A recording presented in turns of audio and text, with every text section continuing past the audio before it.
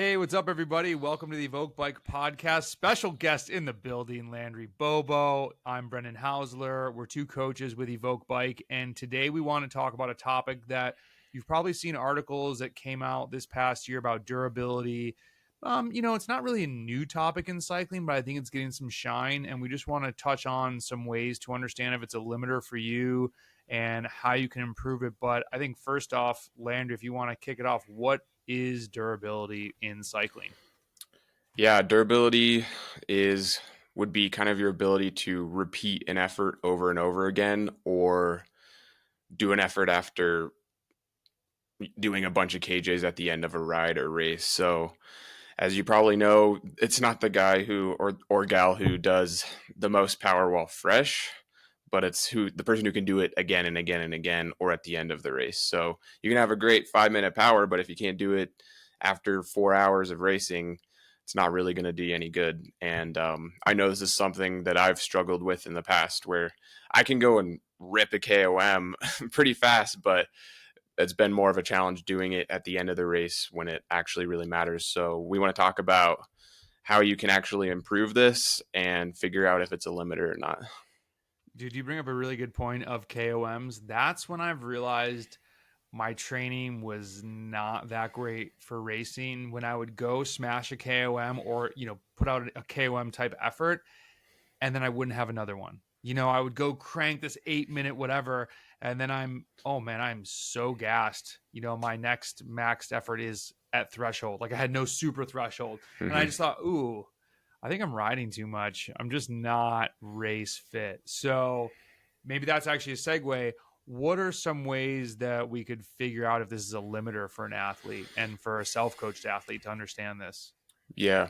I think an easy way is just to look at your race performance, or just what you know to be true about yourself. So if you know you have a good FTP or a good 5-minute power or even a good sprint relative to the category that you race or relative to your peers, but you look at your files at the end of a race and it's like, man, I should have been able to do 370 watts for 5 minutes because that's what I can do while fresh, but I only did 310 watts and my legs were destroyed.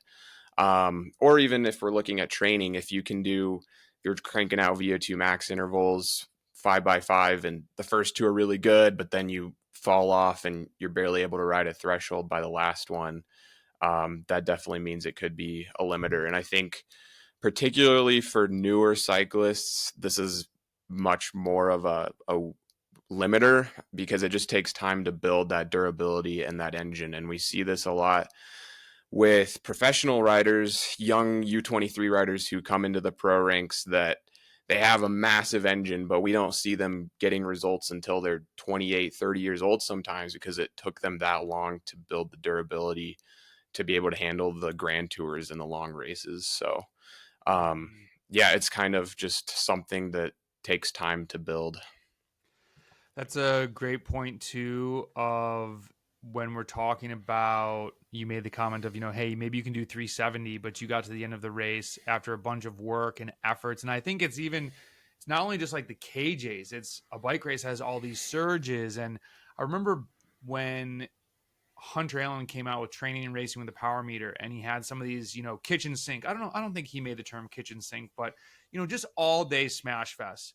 And a few years after that, you started hearing people more say, oh, well, what is that physiologically working? What is, like, that's too much at once. You're not hyper focused on the training, but it's totally what happens in a race. And it gives you these scenarios of understanding how gassed you at the end of the day, like coming off of this injury and slowly trying to rebuild my fitness a little bit more before I shift into base. I've noticed, after 2 hours of smashing, my smashing numbers aren't as high, obviously, but just that ability to do it later is not even existent. And so I was actually riding like, man, this is such a good reminder of how important training is, like what training does. So if you're not sure, like, how do I, maybe you only get to race 8 times a year, you need to have some of these, big group rides that are not just an hour. You need to like ride before the group ride and then go to the group ride if you really want to test this, or do what Landry said, look at your intervals. Are you falling apart before you even get to the end of the session? that's not good. That's gonna be a problem. So start it off with, how would somebody improve this? Hmm.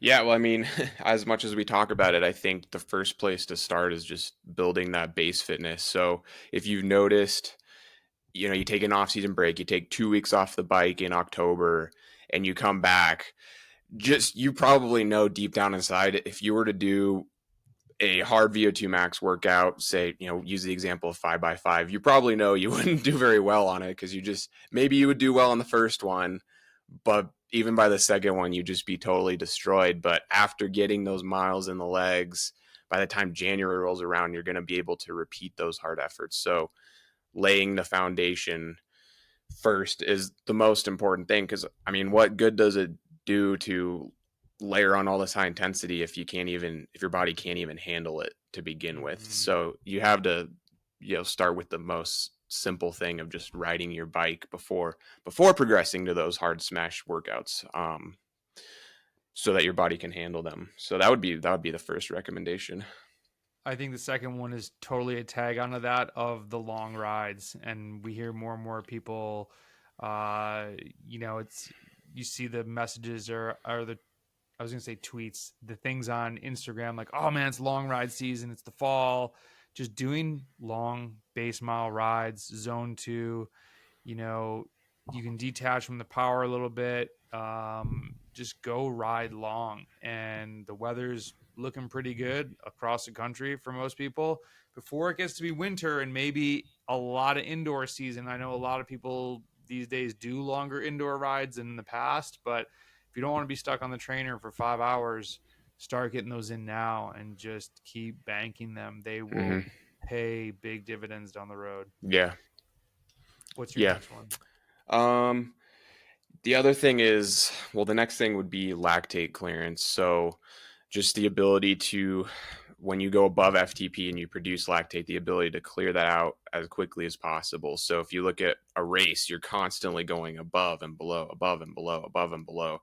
And over the course of a race, that can really take a toll. So if you're looking at a circuit race and there's a hard 4-minute climb that you hit every single time, you need to be able to clear out the lactate as quickly as possible so that you can smash it up that climb as hard as you can. But then on top of that, your body will actually use lactate as a fuel source, and it can convert it via the Cori cycle to be used, to be converted to glucose to be used as fuel. So you can, if you get really good at clearing lactate, you can actually kind of sort of fuel your ride, in some capacity, which is very helpful if you've got a long race where you're burning through glycogen really, really fast. So, um, yeah, like a lot of lactate clearance intervals, and that's a good place to start in the early base because, I find that especially the less advanced ones are a little bit more manageable, and training your body's ability to handle that lactate will also pay dividends for when you start doing the harder workouts during your build phase.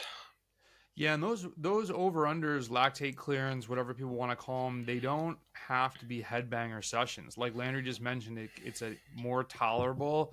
You might be going. Let's say you start with 30-second overs, and you do 2.5 minutes in the first set. You might only hit 7 or 8 minutes above, but it's really working that whole process of creating lactate and clearing it. It doesn't have to be this killer, mind bender session. And like you said, it fits in well with the beginning of base.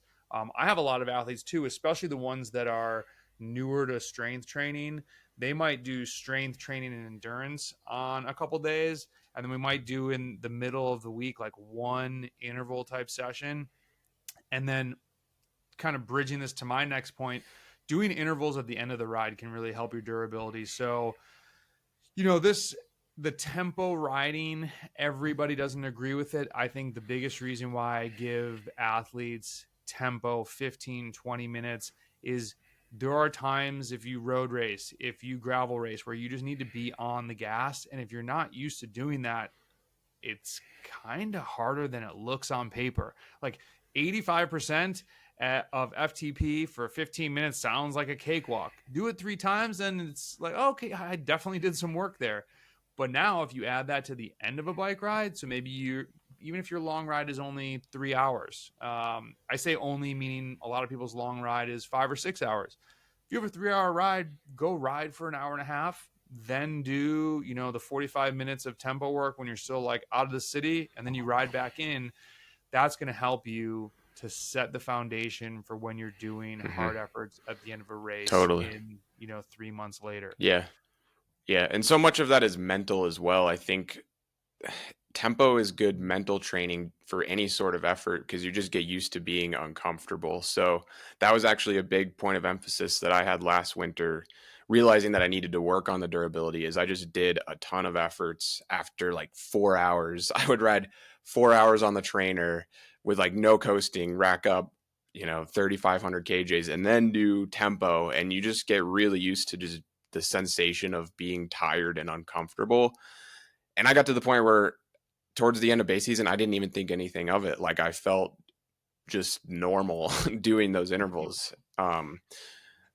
That you brought up a good point that I want to piggyback on before when you said the mental side. Like a lot of when we're talking about doing the efforts at the end of the day, not only is it repeating the numbers, it's pushing that 370 example. Trying to push 350 at hour 3 is going to hurt a lot compared to when you're fresh and you push 370. So that can, almost throw an athlete off if they go to stomp on it. It's like, ooh, this feels terrible. Well, it does, but you can probably still do it. You just need to mentally get used to that. So, totally. It feels different when you're fresh. Your legs just feel more tired. The reward of when you completed though is amazing. It's like, you did that. Oh yeah. What else you got? The other thing we want to talk about was strength training. So just building those strong, resilient muscles. And one point that Brennan wanted to touch on was building your maximal ability to produce force basically means that each of your muscle fibers can actually produce more force. And so you won't have to recruit as many muscle fibers to produce the same power. So say you do a bunch of strength training, you get really strong, and now to ride at 200 watts, you don't even have to use as many of your muscles to push that 200 watts as you did before. So you're going to cycle through those muscle fibers at a slower rate. You're going to have more muscle effectively that's not tired at the end of the ride to really push that power. So that's a big component that can really help, especially when we're talking about being on the trainer in the winter. And if you're not able to do those long rides or you don't want to do those long rides, well, you can still work on the durability with the strength training. And I think one example that I've given to some athletes that has made this more concrete is, you have some of these athletes, and sometimes it's just they haven't done a 30-second max or 1 minute max, but we look at their power curve, and let's say they're doing, 600 watts for 30 seconds. And I said, how many times do you hit 450 or 500 in this group ride? And they're like, yeah, quite often. I said, well, look at this 30-second effort. That's 600. The most you've ever done is 600 watts. Every time you come up near 500 watts for 30 seconds, that is such a match burned. Like, what if you could do 700 for 30 seconds? And if we just got 100 more watts on that, the percentage that you're coming close to is so much less. And I mean, then it just back to the mental side. When you can start pushing 700 there, your 1 minute goes out. You start rethinking what you can do for 5 minutes. Then when people really embrace super threshold 10-minute efforts, it's always about just try to push everything up just a little bit more. All these efforts in the race, the group ride, whatever you're doing, they become less of a hit against you. I mean, we can only go hard so many times, and just continually pushing that ceiling up across the board is really important. And becoming a stronger athlete is one great way to do it. It's not just riding the bike. But speaking of the bike, I know you had another one. What was the last one that you were thinking of for this? And I think we'll do another video on it. Yeah, that's what it was. So we won't go fully into it, but we'll drop it here so people can keep it in mind of what they could do to help increase their durability. Yeah, the other thing was torque training, which we're going to do a full separate video on. But yeah, basically pushing 50 RPM will make everything else feel a lot easier. So Even in that same session, but then yeah, we'll save that. But torque training, you might have heard it as just low cadence or high torque. People use the terms interchangeably. It's the same exact thing.